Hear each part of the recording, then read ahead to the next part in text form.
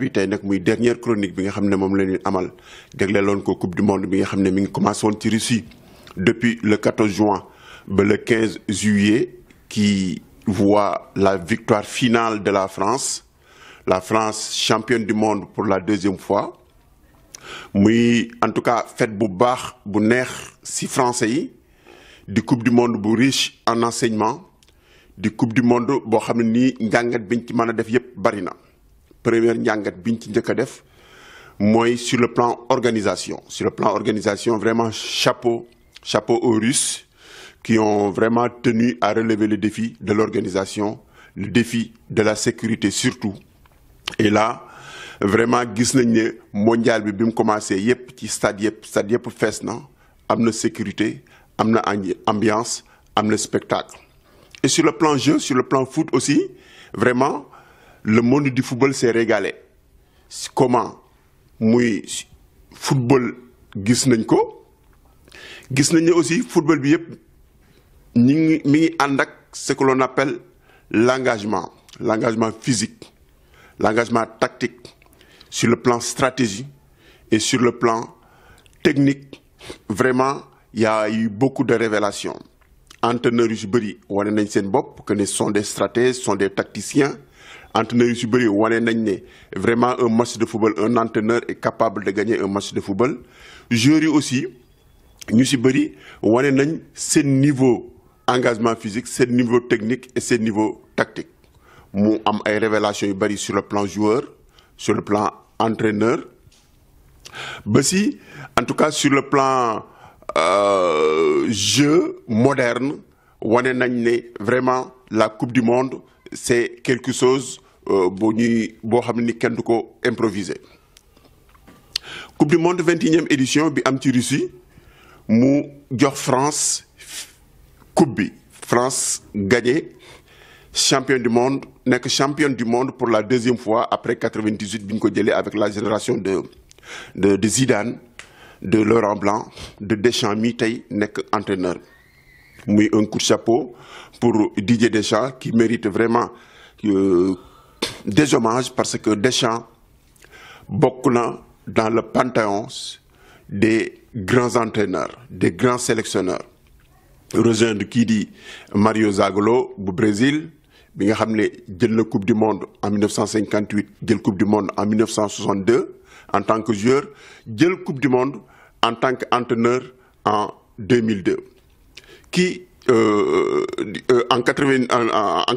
en 2002 oui effectivement kii di Frank Beckenbauer aussi moom itam bokk na ci entraîneur yi nga xam ne dañ ko gagné en tant que joueur gagné ko en tant qu'entraîneur gagné ko en tant que joueur en 1974 gagné ko aussi en tant qu'entraîneur en 1990 en Italie mu nekkoon ñaar ñooñu rek ñoo réussiroon cette prouesse là.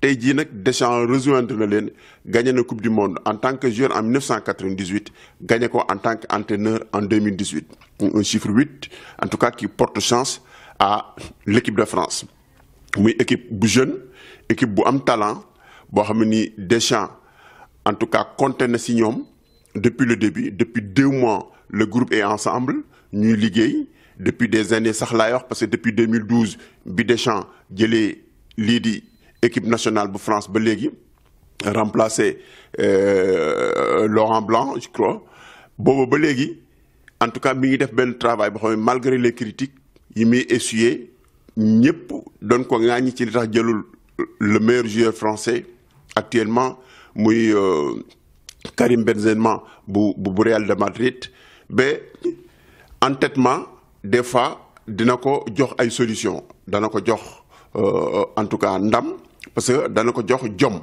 parce que mu jàppee fi mu jàpp nit ñi ne lii la mu ne du loolu lii la comme on dit dans le football un bon entraîneur il meurt avec ses idées. C'est ce que Deschamps a fait. Il a tenté son coup, il a réussi. Il a su compter sur des jeunes talents yu ndaw yoo xam ne kenn xamul woon il y a 1 an. Je veux nommer Mbappé. Il y a 18 mois, Mbappé on le connaissait à Monaco. ñëpp di wax ne joueur bi am na avenir mais xamuñu woon ne dans 1 an Mbappé mi dana nekk le meilleur jeune joueur du mondial gagné coupe du monde avec la France nekk une star du Paris du Paris Saint-Germain. D'autres jeunes aussi comme Umtiti daanaka daaw la commencé nekk titulaire ak Barcelone la ko ñu bëri door a découvrir maintenant mu wane engagement physique moom ak Varane di benn paire boo xam ne vraiment au départ kenn yaakaaroon ne moom mooy ñoom ñaar ñooy nekk ak central bu France. Finalement Deschamps a décidé de compter sur cette paire défensive là di ñaari joueurs yoo xam ni dañuy football ci ñaari club rival muy Real de Madrid ak Barcelone. ñu def coupe du monde bu baax surtout la défense française. Il faut tirer un chapeau à cette défense là comme ni ma ko waxee léegi axe central bi Varane ak Umtiti ñu def ay gros match de marquer même des buts décisifs parce que même la défense a marqué 4 buts pratiquement 3 à 4 buts dans ce mondial là. Je te rappelle ce but de Benjamin Pavard, le joueur de Stuttgart qui a fait un très bon mondial moom itam kenn xaar ko woon au départ moom ak Lucas Hernandez bu Atlético de Madrid kenn yaakaarutoon ne dañ titulaire. Il a fallu que am ñu blessé muy Sidibé ak Bernard Mendy les deux arrières latéraux pour que Deschamps puisse compter sur ces deux jeunes-là yi nga xam ne kenn xamu leen woon d'ici un an ku mel ne Lucas Hernandez à Atlético même cette année au départ il n'était pas du tout favori et c'est après la blessure aussi de son titulaire qu'il est devenu vraiment un vrai joueur titulaire du club mu ñëw aussi équipe de France mu am blessure Sidibé pour moom itam ak Bernard Mendy pour mu mën a nekk titulaire wane boppam. Il a fait vraiment un très bon mondial. De saluer aussi le milieu de terrain de la France Matuidi, Pogba, N'Golo Kanté, ñu joueurs yu xare Zonzo, Fekir, des joueurs qui ont fait aussi bi ñu duggee ci terrain bi de gros matchs même si su fekkente ne France xaw na flotté première match yi mais c'est une équipe qui a su monter en puissance pendant le mondial. Depuis cette match contre Argentine, 8e de finale, bi ñu def un gros match avec un percutant Kylian Mbappé tonitruant à l'attaque, au front de l'attaque, Griezmann qui ne tremble pas.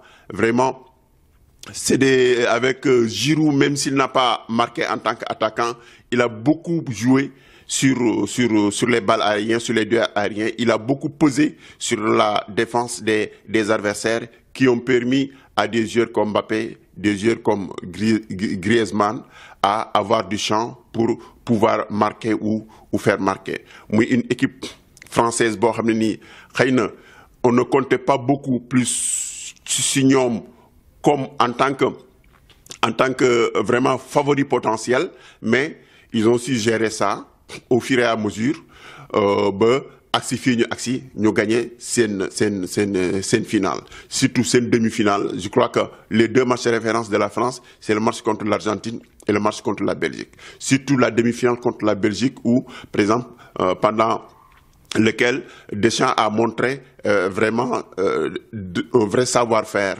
tactique pour contrer les Belges yi nga xam ne daanaka bi ñu éliminé équipe yu mel ne Brésil, bi ñu éliminé équipe yu mel ne Espagne, équipe yu mel ne Portugal, équipe yu mel ne Allemagne, Belgique moo fi nekkoon benn favori boo xam ne nii ñu bëri compté woon nañ ci moom ne mën nañ jouer finale bi.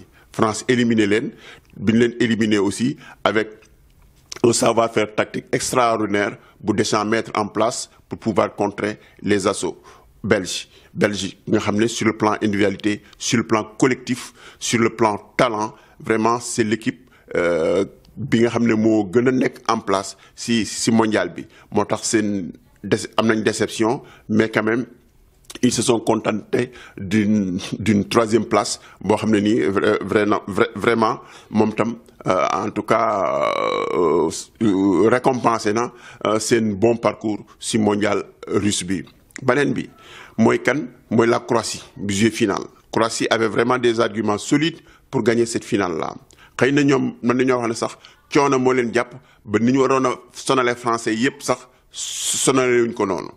D'ailleurs les 20 premières minutes daanaka Croatie ñoom ñoo moomee match bi dominé français yi xooj leen ci kaw contrer ballon bi. À un moment donné en premier mi-temps on avait 61% contre 39% de possession de balle pour les Croates. Ça veut dire que les Croates dañu ñëwoon vraiment pour en tout cas gagner match bi. Soo xoolee bitu France ici am rek à part les daanaka but yëpp c'est sur balle arrêtée, c'est ou bien sur des exploits individuels. Si la France marquait, peut-être xëy na je ne dirais pas l'expérience, mais la fraîcheur physique des Français, en tout cas, a pris le dessus sur les Croates. Les 3 derniers matchs, ils ont joué prolongation, 3 fois 120 minutes, 3 fois 30 minutes de plus que la France. Comme nous l'avons dit, un match de plus que la France, 90 minutes, je n'ai que plus que la France. En tout cas, déploiement, effort physique, en tout cas, match bi xaw nañ la porter préjudice ci match bi muy carence physique, même s'ils ont montré de bonnes choses, une réelle envie, mais à un moment donné match day yàqu. France jekku na leen am ay occasion exploité ko. La France n'était pas la meilleure équipe, d'accord, certes, mais c'était l'équipe la plus réaliste. Quand elle devait marquer, ils ont marqué malgré certaines erreurs, mais en tout cas ils ont préservé cet avantage-là. Gagner finale bi nek champion du monde, parce qu'une finale de coupe du monde ça n'arrive pas tous les jours. C'est une finale de coupe du monde, on la joue pas tous les jours, on la joue pas toutes les années. C'est pourquoi la France a profité de cette coupe du monde là, de cette finale là, pour vraiment saisir l'occasion de donner à la France une deuxième étoile. Nous saluons aussi la prestation comme melni Pogba, qui a vraiment fait de gros matchs depuis quart de finale bi, maintenant wax sax depuis 8e de finale bi. Mondial bi, en tout cas il fait partie des meilleurs joueurs français mom ak qui dit Kylian Mbappé. Même Antoine Griezmann bi nga xamné dañ doon wax moy saru équipe bi, à un moment donné Griezmann, il a un peu sombré, même s'il a réussi à marquer 4 buts, dont 3 sur penalty. En tout cas, il est très serein dans cette Coupe du Monde-là. Mais quand même, il faut saluer les grosses prestations de Pogba, les grosses prestations de Kanté, de Kylian Mbappé. En tout cas, de la défense surtout pour moi, je crois que c'est la défense française qui a beaucoup contribué à la réussite des Bleus. Une défense vraiment impeccable qui n'a pas tremblé. C'est les mêmes défenseurs, la même défense qui a pratiquement joué tout le mondial, qui ont tenu bon en marquant des buts également, ce qui est extraordinaire, ce qui parfois faire la différence dans une compétition de ce genre. Il faut saluer aussi la prestation de Hugo Lloris, le capitaine gardien de but, le gardien de Tottenham, même si ce fait qu'il a fait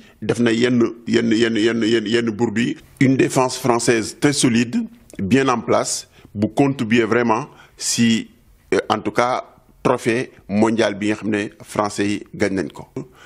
Di leen jaajëfal bu baax di leen remercier bu baax ci attention bi. Merci beaucoup, continuez à nous suivre après la Coupe du Monde.